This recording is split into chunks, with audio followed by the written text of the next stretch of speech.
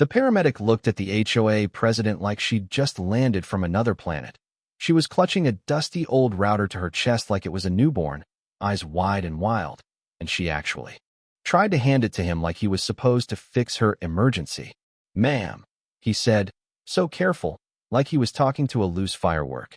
911 is not for Wi-Fi issues. Behind him, two cops stood over this neon orange fiber cable she'd yanked out of my network box like it was linguine, clearly wondering how their careers had ended up here. Sparks didn't fly, fiber doesn't do that. But my neighbor's Ring camera caught the exact instant she realized her Netgear relic couldn't drink from my brand new fiber line. She screamed, honest to God screamed, "He's hoarding bandwidth," then tried to dial 911 again before the officers physically stopped her. Now, let me back up a sec. I'm Marcus Hale. I moved to Juniper Hollow because the brochure promised quiet living and shared values. You know, the usual, trimmed hedges, tasteful Christmas lights, nothing wild. I never imagined it meant a battle for control over internet cables, or that someone would decide Wi-Fi was the new public utility. I'm a software architect, which apparently, in the world of HOA myth, means I'm a tech hoarder with some secret digital treasure trove. The villain in this drama? Colleen Pratt, our HOA president, queen of the year-round tennis visor and the kind of smile that says, "I know something you don't." She even handed out business cards that read brand curator. I still don't know what that means. Anyway, the day the fiber truck showed up to string a sparkling new line into my yard, Colleen was out there on her porch, binoculars and all, scribbling notes on her clipboard like she was the local NSA. The postcards started coming a week later, glossy stock. Juniper Hollow embraces community internet. Please contribute your fiber connection for neighborhood uplift. Happy families staring at laptops, all that. Then came the driveway confrontations. She'd pop up whenever I tried to load groceries, grinning way too wide. Clipboard at the ready.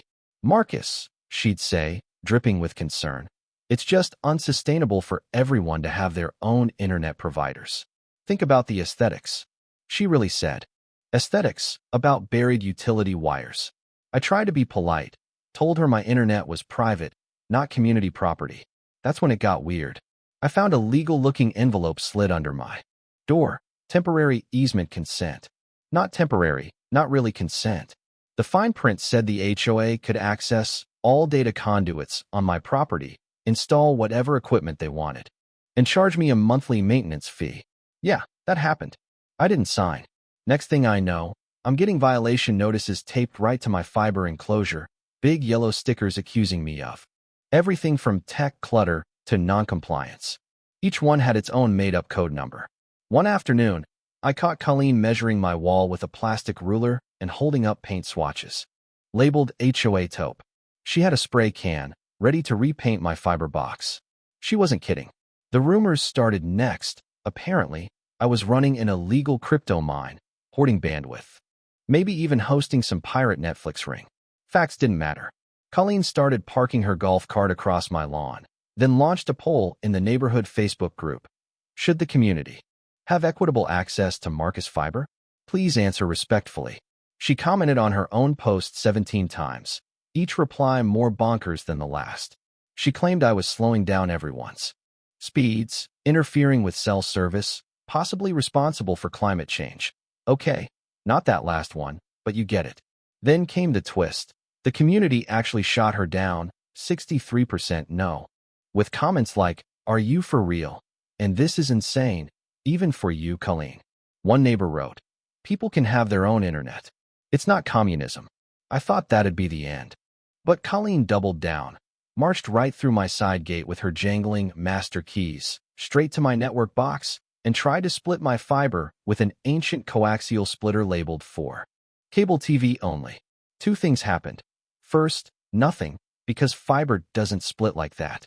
Second, my ISP system pinged me about a line anomaly, and their tech, Raj, called to say someone might be tampering with my equipment. Before I could process, Colleen called 911, told the dispatcher, "We have a hostile resident refusing to share internet with the HOA." The police showed up. So did Raj in his truck. Colleen tried to play it cool, told the officers I was some kind of digital outlaw. Raj, absolute pro, asked, "Who's touched the fiber equipment?" I pulled up the footage from my side camera.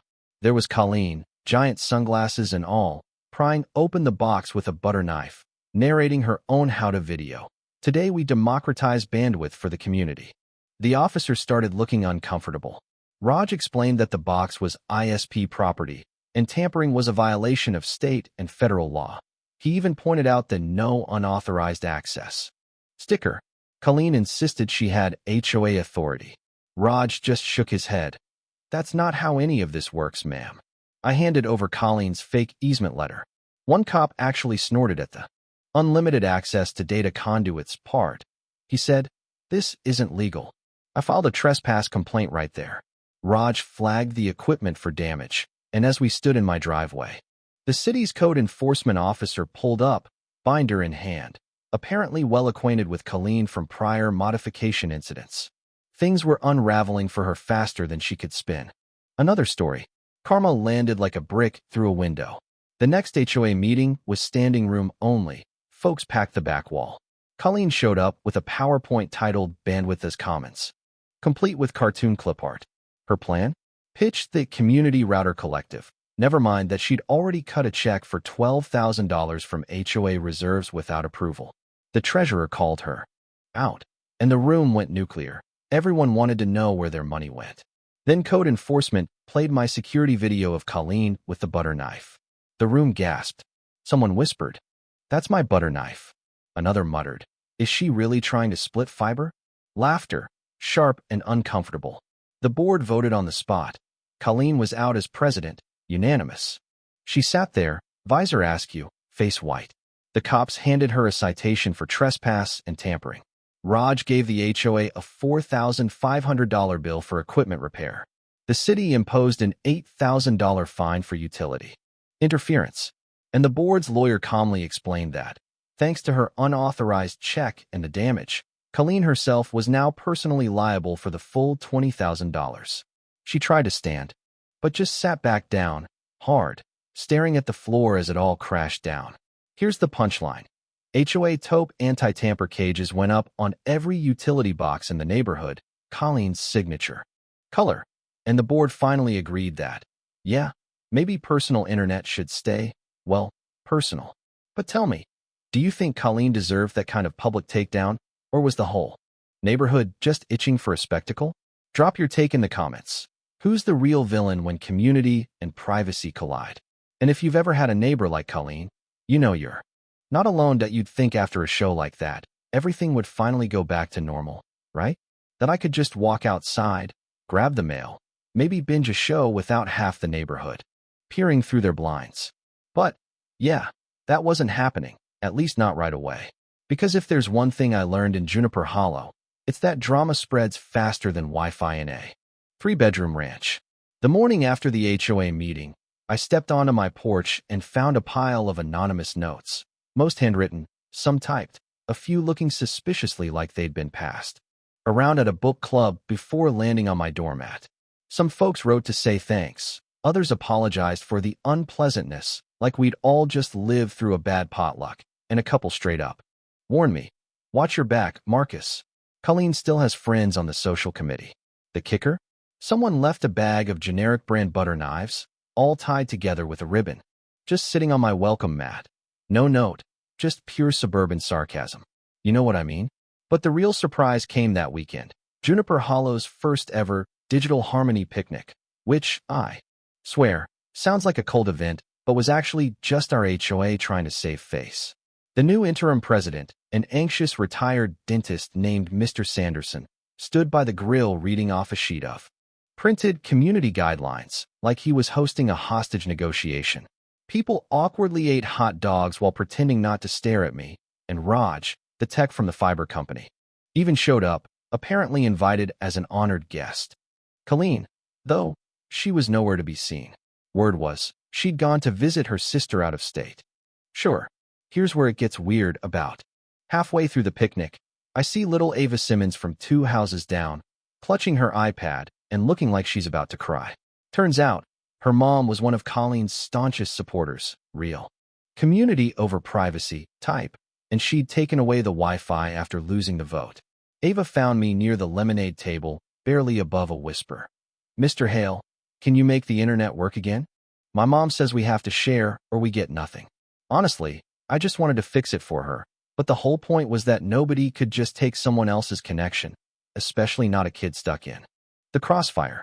So I crouched down, handed her a juice box, and told her, "Sometimes, grown-ups forget that sharing means asking, not taking. But things are going to settle down, I promise." She nodded. But you could tell, these fights always trickle down to the kids. That's the real shame, isn't it? The board kept promising healing and unity, but most neighbors just wanted to know if their HOA dues would go up after the whole debacle. Mr. Sanderson kept fumbling through apologies, and at one point, he even suggested maybe we could have Fiber Fridays, whatever that means. But just as I was about to sneak away, Brenda, the neighborhood's resident gossip and part-time real estate agent, cornered me. "Marcus, you know Colleen's suing, right?" she stage whispered, eyes wide like she just uncovered a conspiracy. Turns out, Colleen had filed an appeal with the city, claiming unfair targeting and, get this, defamation via digital slander. Brenda handed me a printout of some online rant Colleen had posted, rambling about the dangers of unchecked internet power and cyberbullies hiding behind homeowner rights. Part of me almost felt bad for her. Almost. The neighborhood settled into a weird truce after that. Nobody wanted another spectacle, but there were these little aftershocks. The code enforcement guy started making weekly rounds, pausing a little too long in front of my house. HOA meetings became standing room-only events, with every agenda item now including technology updates. Raj kept coming back, but now it was to install more anti-tamper cages. Every single box sprayed that lovely HOA taupe. I swear, I started dreaming in that color. And Colleen? Well, she did come back, eventually. Drove through the neighborhood slow as you please, windows up, sunglasses on, and people pretended not to see her. No one waved. Some said she was planning a comeback, maybe running for board secretary, or heading up a new community wellness committee. But, after everything, her power was gone. Folks had learned, once you start treating private property like a group project, don't be surprised if the whole class revolts. So now, every time I see someone struggling with their Wi-Fi or muttering about the HOA, I just smile, offer to help, but always remind them, this connection's private, but the lemonade's on the house. Juniper Hollow's still got its quirks, still gossips over fences, still paints everything in taupe, but at least now, people knock before trying to plug in. Here's the thing, justice didn't come with fireworks or dramatic music. It just crept in, slow and stubborn, until even the loudest voices had to sit down and listen. Maybe that's all you can ask for in a place like this. Or maybe you think Colleen deserves another shot at redemption. I don't know. What would you have done if you were me? Tell me in the comments. Would you forgive and forget? Or lock down your network and never look back? Let's hear it. Who really owns the internet in a neighborhood like ours, anyway?